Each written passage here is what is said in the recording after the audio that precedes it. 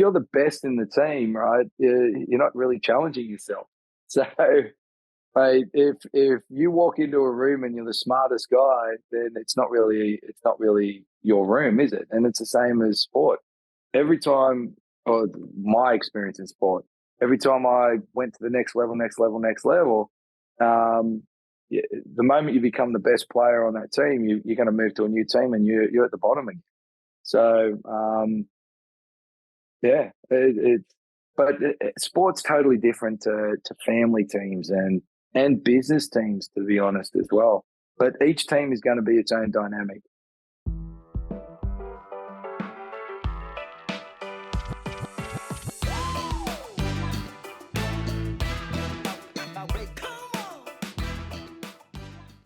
Welcome to the show. Thank you for listening. We're coming to the end of our season. We've got a good one for you today. We've got Dean Treister, professional rugby player, rookie of the year, forward of the year, in the team's Hall of Fame. And what does he do now? Business. He's going to talk about how he found a new career, and we're going to get deep into his story. It's a story of optimism. Going to talk about that.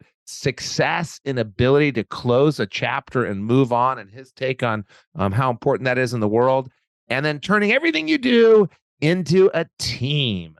Welcome to the show, and welcome to the Edge of Excellence.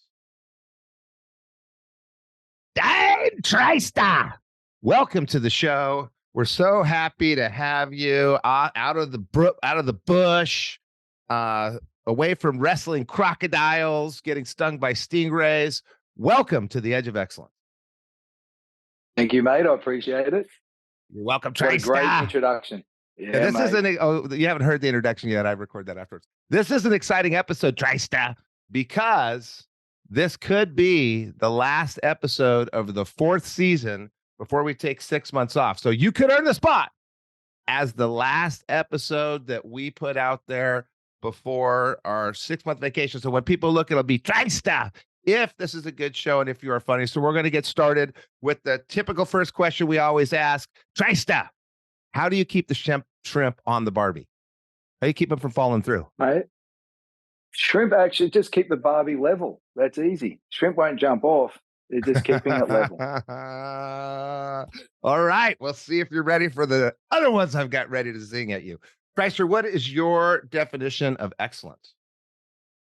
Definition of excellence. It's really putting your best effort in. The excellence is really, you set the bar for excellence for yourself. And if you can say that you've put 100% effort into it, then the outcome is excellence. Okay, so you got an interesting life there, Dean Treister. We're going to talk about going through pro athletics for a long time. I think the average football player in the U.S. is in pro athletics for 3.6 years. Dean made it 10 years, rookie of the year, forward of the year, member of the Hall of Fame for the Sharks, the team he played on. So your bar that you set for yourself when you were young is pretty high. Then you got a little bit of a lucky sperm situation going on, gets into the family business, but you were prepared to get into the family business, and then you just crushed it coming to the U.S. And now you've got this big business that you're managing, which again is a really high bar. So your definition of excellence is the best effort for the bar you set for yourself. So when someone has maybe a low bar, or I'm not talking about different aspirations. You know, I think being a teacher is the greatest job you could ever have. I want to be a teacher when I retire. I don't consider that a low bar. But, you know, is that okay in your definition of excellence? You can be excellent to that level that you set for yourself? Yeah, I think it all ties together that you've got to be passionate about what you do, mate. Excellence and to be passionate about what you do, that'll make you want to be the best. And if you don't have passion for it, if you don't have that desire and it's not built in, like if you can't get up, you're not going to love it every day. But if you can't be inspired by what you're doing, there's no chance of becoming, best and having excellence, if that's the definition of it. So the passion is driving the bar higher. Absolutely. And if you don't have it, then you'll never really achieve it. If you're doing it for money, if you're doing it for notoriety, or it's got to be at the core passion for it, and you've got to find your passion. That's the important thing. That's the only way to get to excellence. And so you're also bringing in the why. Why are you going there? So why say, I mean, I get the passion. You're playing a sport. And for those of you that don't know what rugby's kind of like football, but a little bit more boring. And they don't wear pads, which is crazy. They must not tackle each other as hard. Dean is not the strongest guy in the world. So maybe it's a bunch of smaller people on the field. I don't know. But so you got the passion for this game. And did you grow up playing rugby as a kid? Where I mean, you don't become a pro athlete unless something happens when you're young, right? What happened to make you want to be a pro athlete? Yeah, I'll be honest, mate. I could never sit still. I did many different sports, and my parents really, just to keep me out of trouble, always had me in some level of sports. I went from trampolining, I did Aussie rules, I did running, all these different sports, really, just because I had a lot of energy when I was young. And rugby wasn't a big part of my family's life until I didn't start playing until I was 12 years old.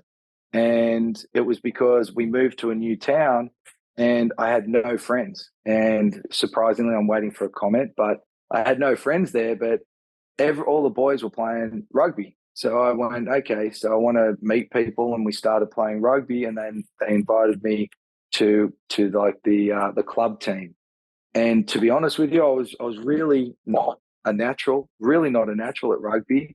And I didn't kick in until it started to show talent in it, until I was about 14 or 15. And then it really kicked off. And there was turning points within that where I played second division, like B grade in club for all of my, from 12 until I was 14. And then one coach really made the difference in me and found that spark to give me the belief that I could actually do something and help a team. And it started with a teammate, and that really putting that whole thing together around you do something for yourself or you do something for a bigger good. And that team really became the definition of, for me, what I was striving to do is to be part of a team and improve a team. And that really changed me, mate. So I'm just going to back up. And yeah, I did catch that. It doesn't surprise me that there was a long period of your life that you didn't have friends. And we haven't even gotten to the awards yet. That doesn't surprise me. But so you came, there's a little serendipitous win because our audience is in their 20s. They may not be thinking about having kids yet, but here's the key. And Dean and I are both family people. We've been with our kids to Africa. Our kids are friends. We love each other's kids. Here's the key to raising kids. If you're going to have kids later in life, first of all, you got to marry someone that knows what they're doing. So that's what Dean and I did. We married these wonderful mothers that are nurturing and aren't entrepreneurial assholes, and they know what they're doing, and they can whack us upside the head. And then the second one is follow Dean's parents' lesson. If you happen to have a boy, run him like a dog. Just put him out there, run him. So it's not that Dean was hyperactive or Dean was a crazy kid. It's that all boys need to be put outside and run, or else they're going to drive you crazy all night long. So they were figuring out different ways. And, Jake did gymnastics. I forgot that you'd done that. Not gymnastics, trampoline. Forgot that you'd done that. And I remember he just had these abs and he was so fit from just jumping on that thing over and over. And all of a sudden you found this ball sport that you're good at. And were you in high school? Were you mostly focused on rugby, or were you getting good grades? Yeah, no, definitely. Rugby became the big part of my life, and schooling took a second seat to it, a back seat to it. I did really enjoy business. I had one class that I enjoyed, and that was business studies, and the rest really went by the wayside. So I never had that family driving me to do both, and that's something that looking back, I would have loved to have been able to do better at school and have that other education. But at the same time, mate, it was what it was at the time. There wasn't nearly as much sort of emphasis on the schooling. Okay. But were your eyes open to post sports? And even though you had this incredible career that, I mean, I appreciate that you moved to New Mexico to escape from whatever fame you had, this career that I don't know anybody's ever heard of, but you had this huge career for 10 years. And how long do people last in rugby typically?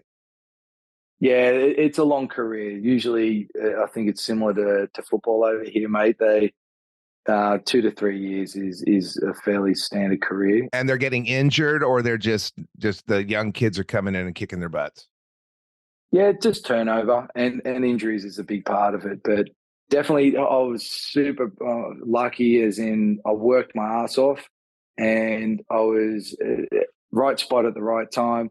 But it definitely came down to the hard work. So the team that I came into for that 10-year period, 90% of that time, it was one team. I had these guys that I grew up with, and we had a unique team that a lot of them were locals in my area, and we all came through at the one time, and we had a lot of success. We never won a championship, but we did make it to a Super Bowl, a couple of Super Bowls, and lost. But that's life, right?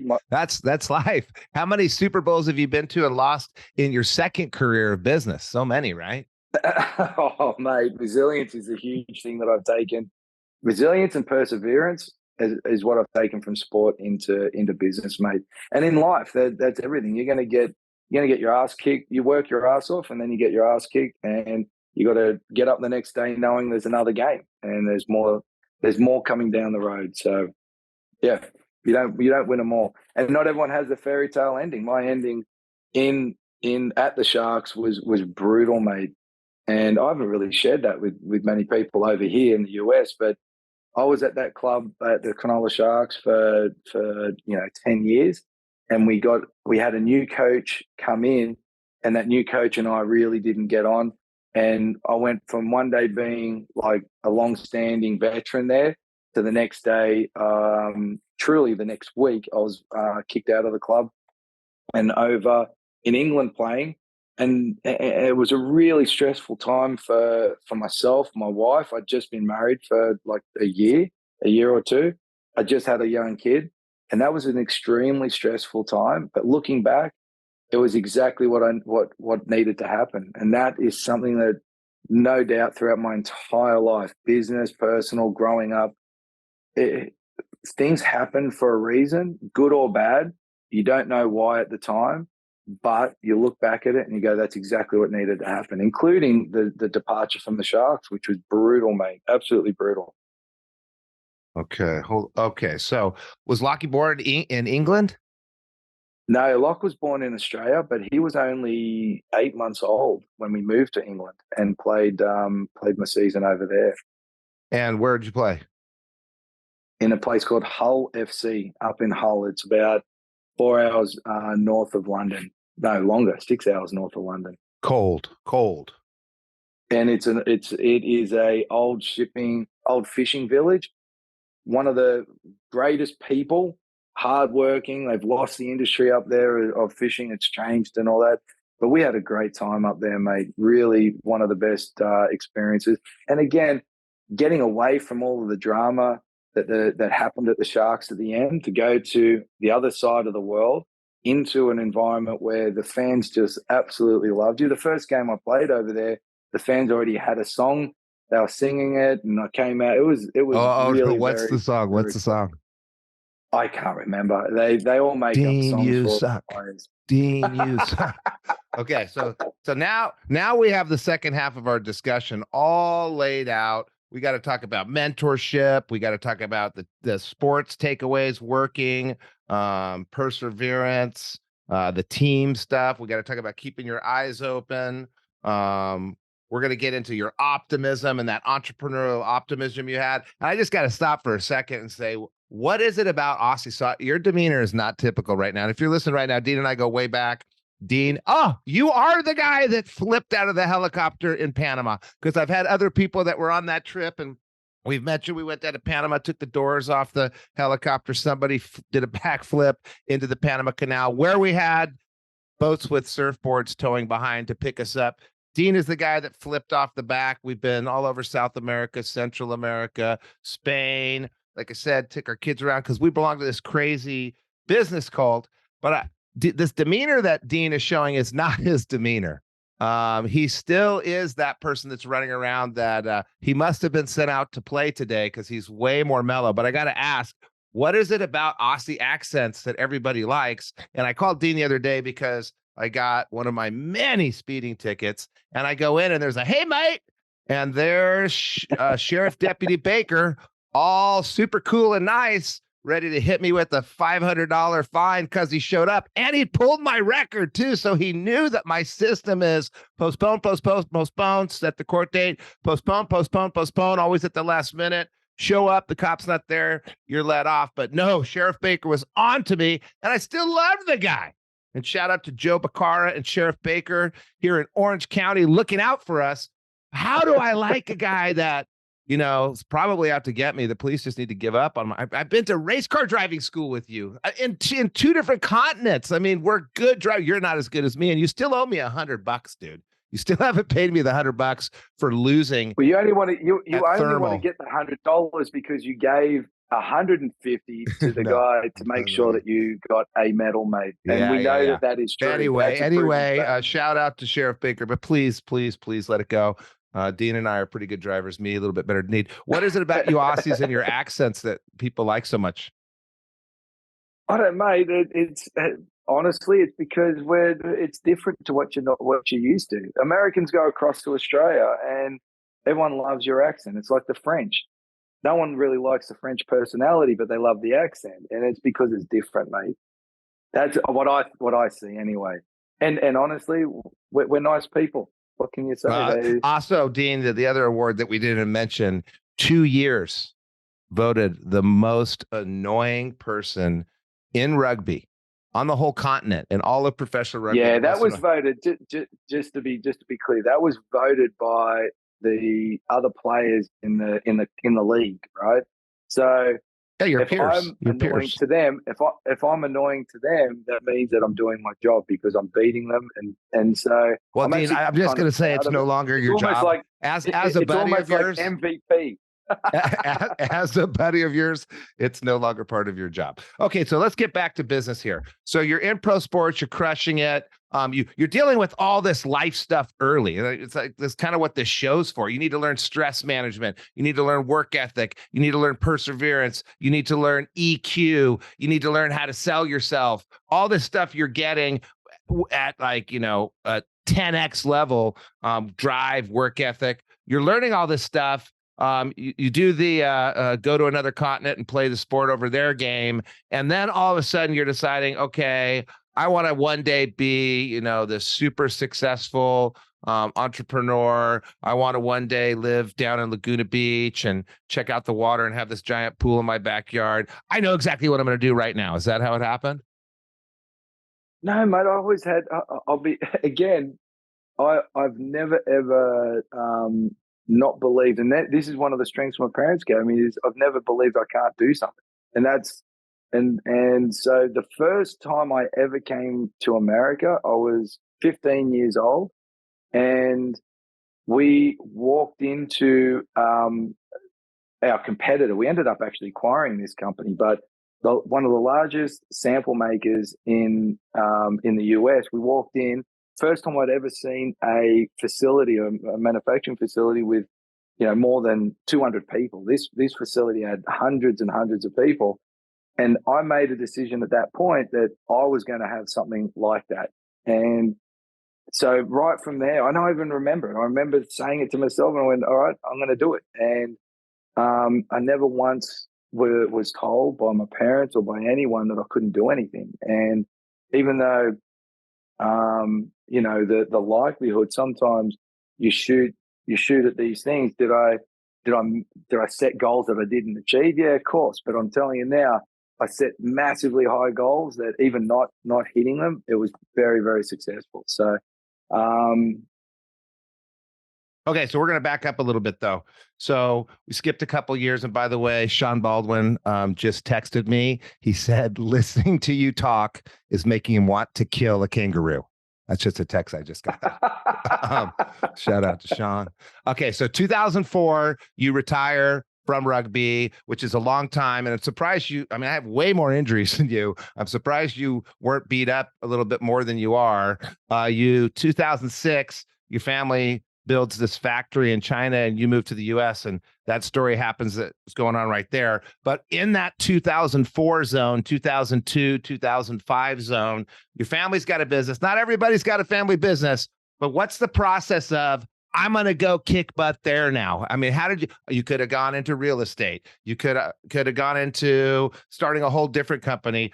How did you, was it just a switch, I'm going, or was there a long process, a scary period? And I'm just thinking about our listeners right now. Maybe they're in college sports and it's fading out. Maybe they're in pro sports and it's fading out. Maybe they're going through this process. You see it with people that sell their businesses. They go through this process of kind of reinvention. What was your process for reinvention? And think about your wonderful, angelic 3 children listening to this podcast, taking notes like all children should.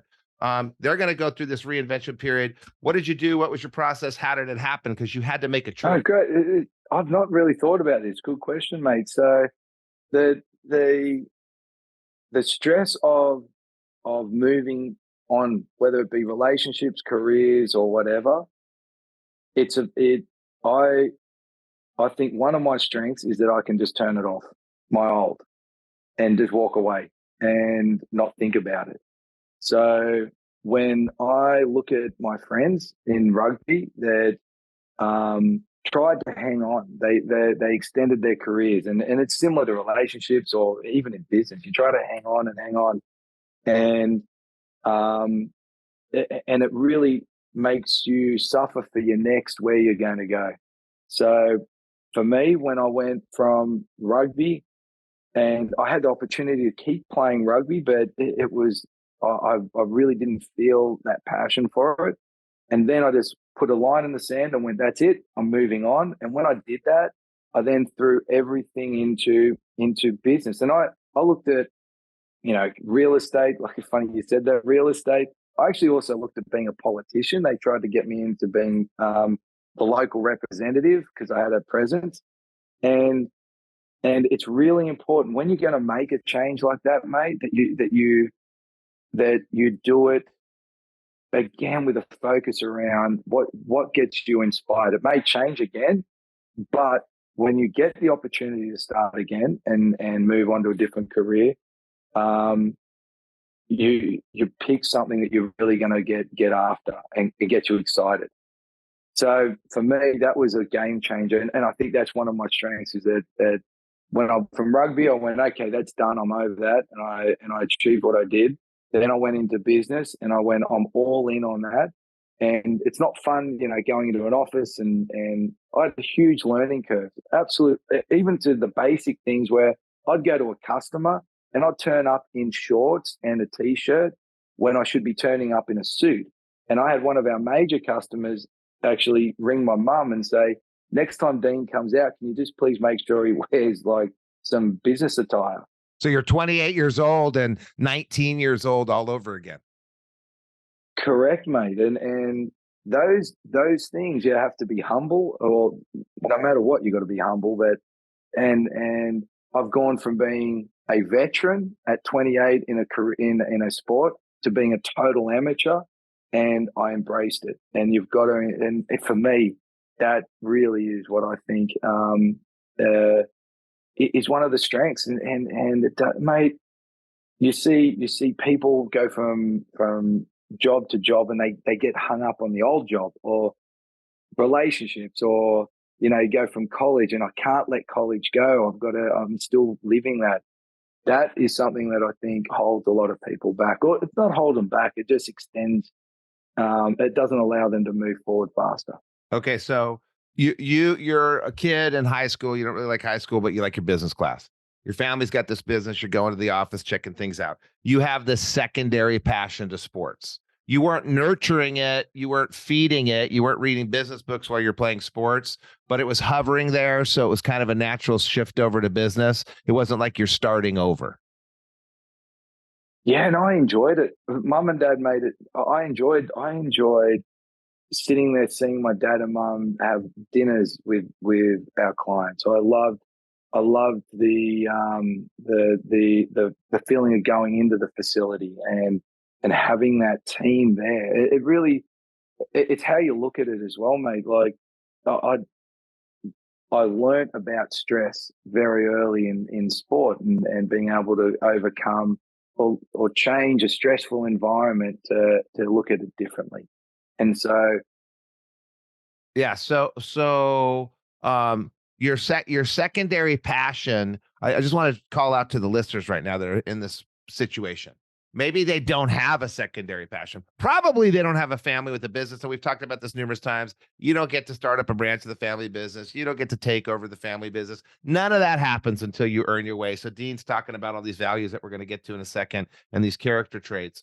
But you're sitting listening to this car at 1.5 speed. Maybe you sped it up to 2 while Dean was talking, and you are thinking, "Wait a second, I don't have a family business. I don't have a backup plan. Okay, what is it that you like?" And Dean's not nurturing it. He's focused. He's singularly focused on win the trophy, win the game, serve the team, be the best he can be for his comrades. But he had already had that kind of passion setting his nerves at ease. If you don't have that secondary passion, you're in sports, or maybe even you're going in one career and another, you can think about what's the second thing you like and maybe put your mind at ease. And then you're making the point. And I don't know how you get the skill set. I have that same skill set. Turn it off, walk away. What lessons did I learn? Gone. And that helps when you lose a bunch of money. That helps when something bad happens in your life. How do you figure out how to take your lessons and move on? That's a whole nother episode. But basically, you had passion too. You go into business, and then we got to draw on these entrepreneurial, I guess, character traits that you have. So you're optimistic, and we've heard it throughout. I never believed I can't do something, you said. So, and it happened from losing on a team and then winning, and it happened from failing in a relationship and then working out in a relationship. But you're generating this optimism. You also got this incredible work ethic that it takes to be a pro athlete. This resilience, you said, perseverance, I said. So I want to skip those things because we've made those points before on the show, but talk about the team. And you said a bigger good. You're building to a bigger good than just yourself, which I know I got another text from Sean, by the way. He said just to that, what question mark. But what did you mean by is today not a fun day for you?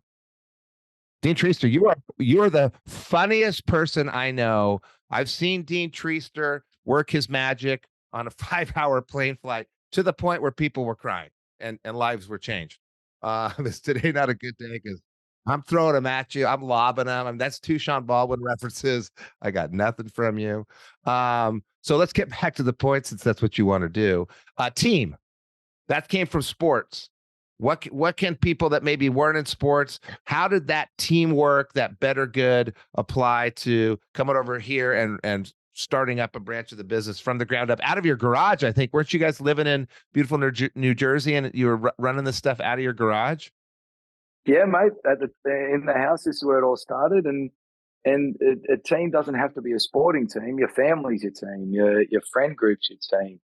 Your dog is part of your team. So that loyalty, it's and that loyalty and for the greater good, like, people, you just break it down to something simple. It doesn't all have to be this massive, big sort of big thing. It's, being part of a professional sporting team, that was amazing, and the lessons I learned and all that. But it's still the same as your family team or your friendship team, and it's what you do that isn't just about you. It's about that team environment, and that's been part of my success, no doubt, mate. And also at the same And what time, taught you that? Because you see all these prima donna athletes, and sometimes they play on a team and they're supposed to win the championship, and they actually do worse with them. What is it? What? How do you see that happening, and how do you build that around you? yeah, everyone's got a role in the team, mate. Everyone's got a role, and every team is different. So these prima donna players, right? they've got their role in the team. They better be bloody skillful if they're going to be prima donnas, you know. So I was not that. I was the hard worker. I was the one that had to work his ass off to actually be in that team. And so that's what I brought to the team. Okay, so maybe, we, and I feel bad about being such a prima donna with no skills. I'm sure that was a ding at me. So maybe sometimes not being the best is actually, and part of the team is better than being the best. You don't need to be jealous. You need to start working harder. mate, if you're the best in the team, right, you're not really challenging yourself. So, mate, if you walk into a room and you're the smartest guy, then it's not really your room, is it? And it's the same as sport. Every time, or my experience in sport, every time I went to the next level, yeah, the moment you become the best player on that team, you're going to move to a new team and you're at the bottom again. So, yeah, sport's totally different to family teams and business teams, to be honest, as well. But each team is going to be its own dynamic, and like our group, mate, we've got a Yeah, we don't walk in the room travel. as the smartest guys in the room in our friend group, do we? No, that's guaranteed. But definitely, mate. You walk when you walk into a room, people know you're there, and that's your role. Okay, we're gonna get off of me, back onto you in a second. You mentioned this one coach. You had this one coach, and he believed in you, and he told you he believed in you. And I'm just going back to your definition of excellence. You keep coming into passion, and you said your best effort for the bar you set for yourself, but you kept pointing people to passion, point to passion, point to passion, and then the bar goes up and up and up, and you reset it. So you have this mentor that kind of set your bar up a little bit higher and helped you find your passion. Have you found mentors like that throughout your career? Was he the first of many? You know what? I've had so many influences in my life, but that's a person, and actually an example of a stressful confrontational situation that defined and changed a direction in me, right? So that one in particular, that coach, I was about 14, and again, I really hadn't clicked in rugby or in a team sport, and this guy, this coach, and it was just like club. It was nothing major or anything like that. But this coach had taken me from the B team and put me in the A team, and the guy that I took his position was actually the president of the club's son, right? So it was a big deal. And this coach put his ass on the line for me. And so the first weekend training session that he pulled for the team, I didn't want to do it. So I just stayed at home, and I'd never forget, mate, I was sitting at home eating ice cream, and I said, there's no way that I'm going to go to this training session. Stuff that, I don't need to. And he got one of my mates to walk across the road, ring me up, and said, if you don't come up to the training session, the coach is going to come down and kick your ass. And this is a guy, a massive big dude, a policeman, and an old school copper that actually I did believe was going to kick my ass. So I jumped on my bike, rode up, and he stood me in front of the whole team and absolutely tore shreds off me. He said how he had put his name on the line, brought me in, and this is how he repays me. And really, again, I thought he was going to kick my ass. And so that was a turning point and a very stressful. I almost cried. I actually think I could have cried at the time. And that was a turning point, mate. And so has there been more turning points like that? Yes. And every single time I look at it, mate, and it is a stressful situation, whether it's losing an employee or losing a job or something I think is disastrous. So I meet an asshole of a person like yourself. I can bring good out of that sometimes. And that's defining moments. I've got many of them, but that's just one that I really stands out as one of the key ones. And meeting assholes like you. So I have it's interesting that someone made you cry, since all these years later you've taken that as your role in life to make others cry. And I won't cry. I won't cry this time, but you have made me cry before with some of your mean, incessant comments. But Hold on, I just lost my train of thought. And I mean arsehole. Arsehole in Australia is like a nice term. I only Okay, mean it. I only say hold that on. to We're my editing good this. friends. I gotta Okay. send this, clean it up backwards because I forgot what the hell I was gonna say. Asshole like me. Oh, I know what it was. Okay, here we go. So you take these lessons. Sometimes for me, getting fired from a job, I got fired from lots of jobs. Or, I went into history class and I was really upset at the teacher for basically wasting my time, and I hated history, but somehow I became a history major. Or a letter I wrote to my parents where I figured out that I was nearly the asshole that Dean Treister is. And I wonder if other people take note of these lessons. You get made fun of, it hurts your feelings. I'm sure that's that emotional impact that it hurts, but you got to savor it. And I think we said this earlier. You and I and a bunch of our friends get hit with the stresses, and some people collapse and some people freak out. You talk about perseverance. Some people stop and go, okay, this sucks. Yes, it sucks. Hey, I'm sad. Yeah, I'm sad. Yeah, it feels this way. What are the lessons I can take from this? Write them down. Write them down. I mean, I had my 7 lessons from when I lost all my money. I got pages of notes on lessons on, all the different people I've seen to be better at being a husband. So you and I pause. I think that's the extra step. Pause and figure out what can you take out of this. And that goes into leadership. And so you carry all these experiences into business. We're going to get into what you do and what Sampling International does. Was the Raptor Riley money, and I know it's not really Riley that has the Raptor, but the Raptor Riley, the big cash, all the things and the cars and the Mercedes with the seat extenders and the Bronco without the hard top, because I guess you didn't want to splurge. Is that rugby money or is that post rugby money? It's all tied together. If I didn't have rugby money, But I did you leave wouldn't rugby have. with a lot of cash or not really? It set me up, mate. I left rugby when I was 27, and I owned a house and 2 investment properties. Okay, so you're not rolling in cash, but you're set up pretty well, and you've got something to lose, right? You're on the line when you go start a business. It could go bad. It didn't go bad. You had your China factory. You went around. You developed all these clients. You went through the COVID situation where you couldn't get any products to build the samples that you're selling. What is it that you do? Tell us what the job is of someone that expands a family business or expands a business to another continent. And the way you get to this job is you have some crazy life experience and you have some crazy education where you get it at college or through life, and definitely through different work. And you create opportunities because you do everything that Dean's saying. You figure out how to be more optimistic. You figure out how to keep your eyes open for opportunity. You find mentors. And every single person that's been on this show talks about working your ass off and persevering. What is it that you're doing on a daily basis for those people that want to maybe go into international business one day and expand to another place? So what do you do on a daily basis as this big time entrepreneur? What do And I how do did it evolve?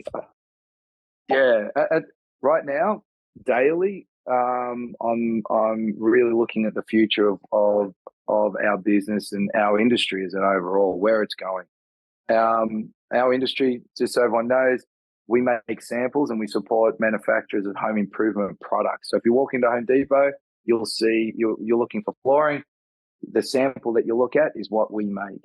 And so the way consumers are buying, the way consumers are searching, finding products is changing. And so looking at where that industry is going is one of my daily activities right now, and using technology, blah, blah, blah. So every step along the way, it's always been up until now, clear vision. I've got something I'm going after, and these are the steps I've got to go to get it. So I'll be honest, recently it's been because this technology and this where an industry is going now, we are the industry leader. Where is that going? We define that, and so there's no clear path, and that's something that's been quite interesting for myself as a leader to learn, I guess. Up until, like I said, up until that point, when I was 15, I knew I wanted to play for the Sharks. Then I knew we wanted to win a competition. Then I knew I'd seen what a big company looked like in our industry, and I was going to go get it. There was always that, and there was always someone already done the path to get there. Where what really excites me now is that there's no path where I'm going in our industry. There's other people that I can learn from, but no one's ever really looked at our industry. And I take that on as a responsibility to help the industry where it's going to go, because that's what people look to me to do every day. All right. So daily, any entrepreneur at any point in their role needs to pause and take time, whether it's day one or day 1001. Look at the trends, plot your course. You called it vision. You mentioned your goal setting from before in the discussion, goal setting, team building, assigning roles, execution. You're doing that at a different level. Maybe the team is half you in the beginning, and maybe it's 100 people later on. You're going to still have a few people you're dealing with, and you're going to be negotiating roles, negotiating expectations, negotiating goals, and moving everybody forward like you're moving a ball down the field. You keep bringing up these mentors in this path. The first thing you did when you came to America was go visit your biggest competitor. So you're looking to learn, you're looking to see what other people are doing. And that's a big part of your role. You didn't mention finance. You didn't mention the accounting reports. You didn't mention the constant hiring. You didn't mention the management of the production line. I'm assuming that there's people in the company, that's their role. They're super good at their role. You trust them, but you're getting reports from them and following indicators on that stuff. So you know you got to spin a bunch of plates. And if you're not looking at the finance plate, you're going to be in big trouble. So you've got some reporting system going back and forth on that, right? Yeah, mate. So again, it's a team effort, and everyone's got their roles in the team, and having a good finance person alongside you. And I'm very fortunate now, just recently, that we've got our CFO who joined the company, I think 3 months ago, give or take. And it's been amazing having that support on that side of the team. And then operationally, we've got facilities all over the North American continent. So really having strong operational people, and that's their part of the team, and they love it and they report it up. Now, my strength is definitely the vision and the business development, and really being that leader to where we're going to go, and everything coming together. Like, they can send me as many reports as they want on finance, and it's keeping it simple. It's really they dig into the detail of it. I keep it simple. Show me sales, show me expenses, COGS, all of those things at a higher level, and maintaining that as a report coming through. But just keeping it simple. That's what I try to do. All right, I'm going to ask you one last question. All through your life, you had to make sacrifices. And at the time, they felt, oh, God, I don't want to do this. I'd rather go to Mexico. What sacrifice do you remember from your early years that you're so glad you made and you would do it all over again? Yeah, good question. Definitely at different phases of your life. So when I was young, I gave up. I'd see all my friends going out to the pub or going out to nightclubs, drinking during the week and all that. And I sacrificed that. Well, you sure made up for it. Holy shit. I know. Now, oh my God. And sacrificing there gave me the ability to do it way more later on in life. So clean yourself up early so you can mess yourself up later, kids. That one's for you, Indy. Wow. Well, no, definitely, mate. Each step along the way is a sacrifice, and is it a sacrifice? You know, having kids and all that, mate. It's yeah, no, I don't see it as a sacrifice. But is it different to what people are doing? Yes. Well, Dean, I appreciate you coming on. This has been a great lesson for people in how male adults interact too. It's kind of like watching, some baboon in the bush. Butt heads. I went out to a women's lunch once. I crashed my great friend Lisa and Nicole's women's lunch, and everybody's just complimenting each other and talking about how they first met and how much they love each other. So Dean and I actually don't normally interact like this. We just did this for the show today. Dean, thank you very much for coming on. I did just get a readout from the listeners that are listening live. They say Matt 5, Dean Zero. I don't know what that means, but thank you for coming on the Edge of Excellence today. So and is that like golf? The lower the score, the better, yeah? No, it's not. Have a great weekend hanging out in your backyard with those wonderful kids. Oh, by the way, I wanted to tell you something. And I just want to say one thing, mate. This camera view that you've got really does hide your three chin. Well, thank you for that. I want to say that I was out to lunch with my wonderful best friends Lisa and Nicole, and I got in a little bit of trouble for not reciprocating lunch with Lisa's husband. And I thought, holy moly, I didn't realize that I'm supposed to like reciprocate. And then I realized, oh my God, Dean's invited me over to his house, like, 4 times in the last 15 years I've known you. And I've never invited him here. And I just want to let you know, I didn't know you're supposed to reciprocate, and your house is way better than mine. So I just wait a minute. I'll just interrupt for a second. I have been to your house. You just haven't been there. Thank you for being on the show, Dean. I will see you soon on the roads in our matching Broncos.